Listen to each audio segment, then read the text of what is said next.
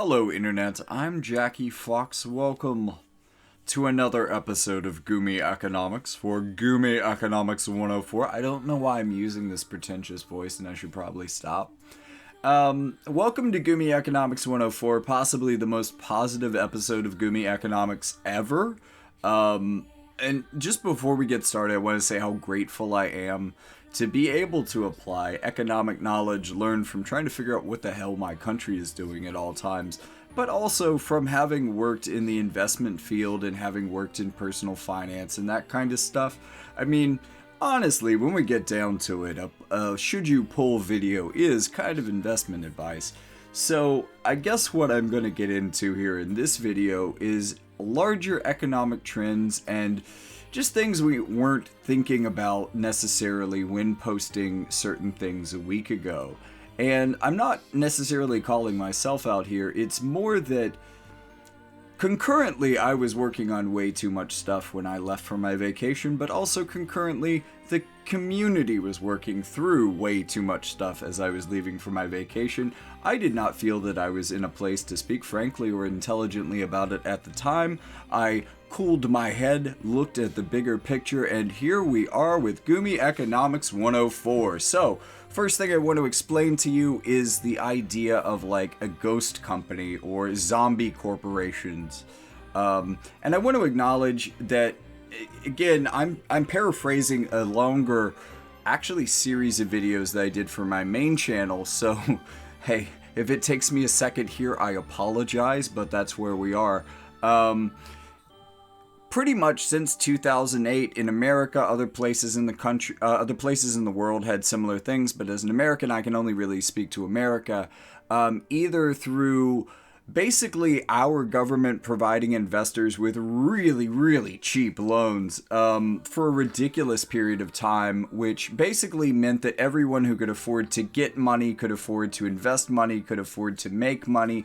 All of these companies, Uber, all of these big disruptive tech companies are getting just like really good example of this was the original Movie Pass, which ate up investor capital and just vomited basically free movie tickets all over the world.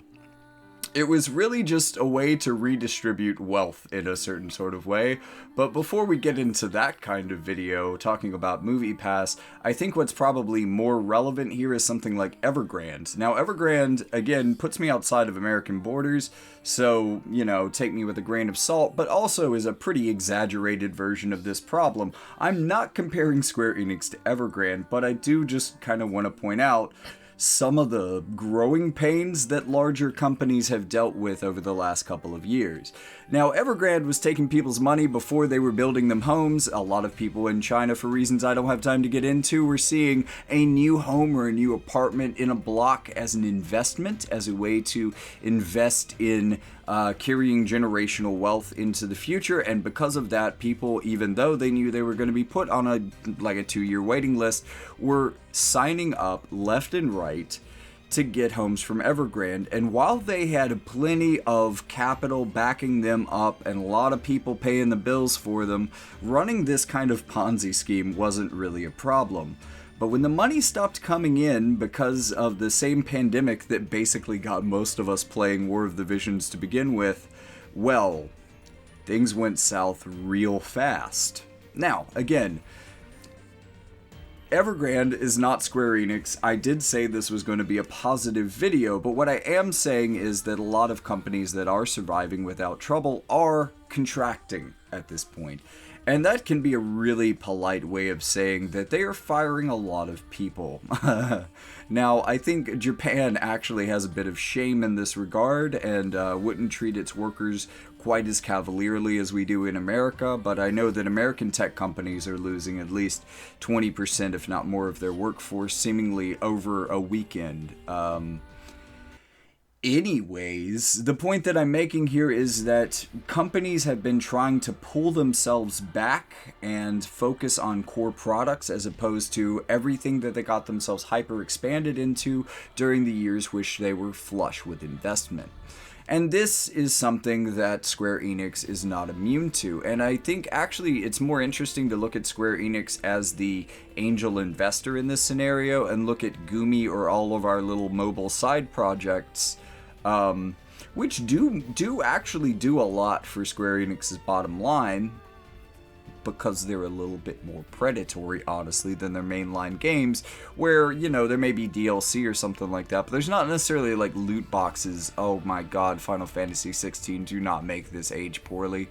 But you know what I'm saying, like, essentially, they release a quality game at a blockbuster, at a reasonable price, without too many microtransactions, bells or whistles. Again, Final Fantasy 16, please do not make any of this age poorly.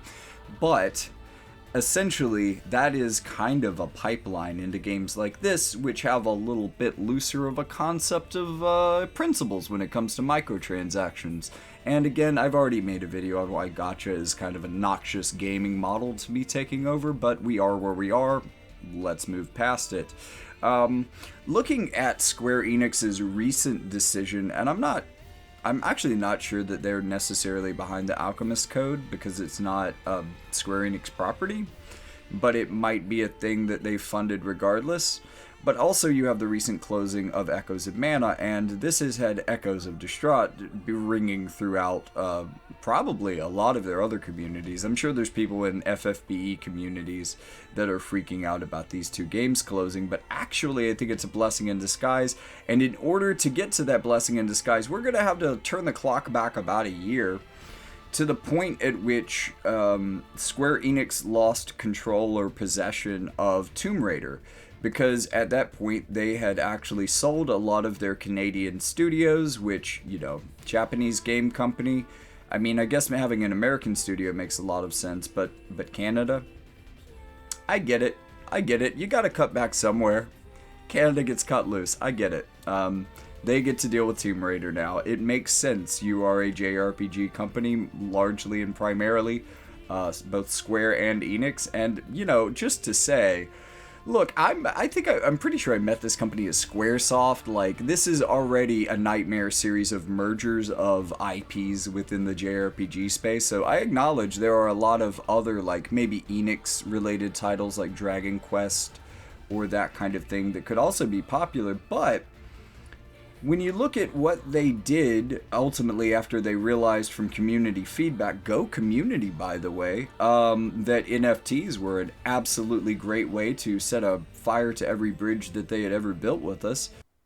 You know, there are times when you notice an error that is so ironic and grievous within your script as you're editing it and fact-checking yourself that it just becomes its own video. So, I'm not going to say much more at this point, except that I just kind of fucked up and I'm going to have to make a video about it. So Gumi Economics 105 is going to be about Square Enix, symbiosis, and NFTs. Yep, it's going to happen. I'm not excited. Are you? Back to the video. After realizing that that was a mistake, I think what they ultimately decided was we are going to reinvest in trying to create the silver age of Final Fantasy on consoles by releasing Final Fantasy 16, but also by releasing another installment of the remake or reunion, or no, that was Crisis Core, which was also released during this time period. I have feelings about that, but I've already done a video about that. But, you know, that did take an amount of work to put out, and I'm just saying that we have had a whole lot of good news on the console Final Fantasy front relatively since that decision to refocus some of their capital. And moving on from that, though, I think that we should probably watch them to do the same thing in their mobile space. They're trimming some of the weeds, and I think that it's actually especially promising that the Alchemist Code was one of these, because that game is very similar to Wotive, from what I understand. It ran longer than Wotive, so something was happening right there. But if nothing else, that means that there's a lot of devs with a lot of experience that need a lot of money to pay a paycheck that are now looking for work who might end up working for FFBE or Wotive specifically. Because that seems like the smart way to reinvest your human capital, those trained devs that have already been working in an incredibly similar game and have done so relatively successfully for a longer amount of time than, again, War of the Visions has been available. So it seems like a really good time. Again, I'm hoping Japan is polite enough to like re-employ these people and divert them to other projects, and they're not just cutting these people free in mass willy-nilly. I can't really speak to that. I haven't followed this on this level, but what I'm saying here is that ultimately, in terms of grand strategic moves, and in terms at looking what Square Enix has been doing with their IP over the last couple of years, I feel like there's is probably a pretty strong indication that, at least on the mobile front, while, there are other amazing Square Enix IPs out there, while I don't play it, the Nier Reincarnation, I want to say, mobile game was amazing from what I played of it, and I really, from Nier Automata being like, in terms of ludonarrative experience, in terms of pushing the boundaries of what games can do as an art form and what they can ask of us as an audience and the questions that they can make us as an audience ask of ourselves through gameplay, through experiencing things firsthand, through being an active contributor in a narrative. Good God, that is probably the best game that they've ever released, if I'm being completely flatly honest. In terms of like beauty and artistic value, Nier Automata is hard to beat. But at the same time, we are going to rank tier list of all the important asses that Nier Reincarnation has to give us. We're going to be talking about in-game, we're going to be talking about art, we're going to be talking about jiggliness and wardrobe malfunctions. Let's go ahead and dig in.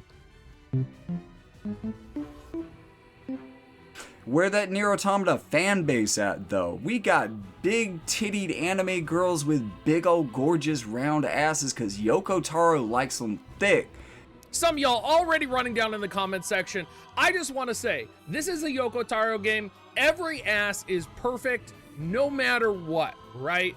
We have to acknowledge that even on the D tier of asses in this game, it would meet the triple S tier of any other game on the market.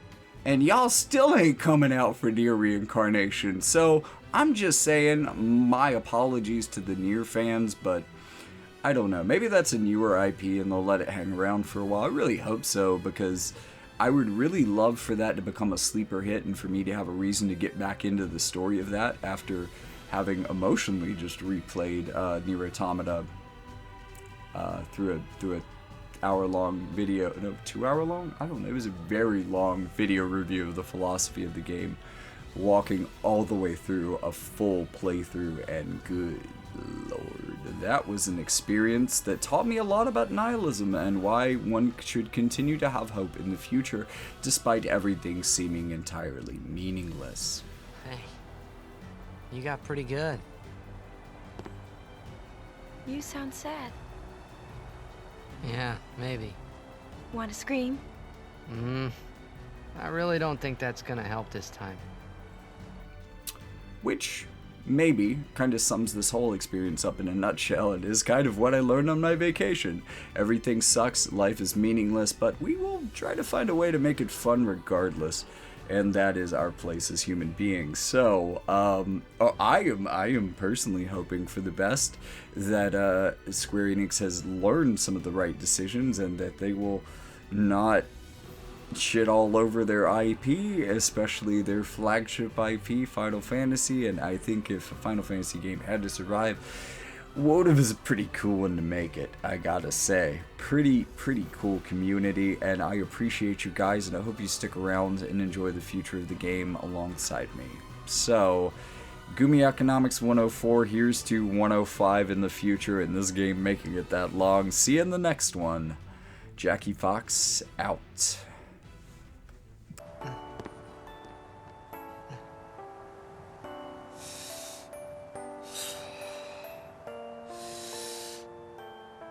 Ha ha ha ha ha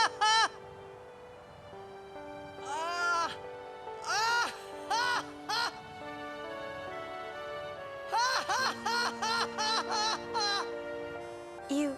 probably shouldn't laugh anymore.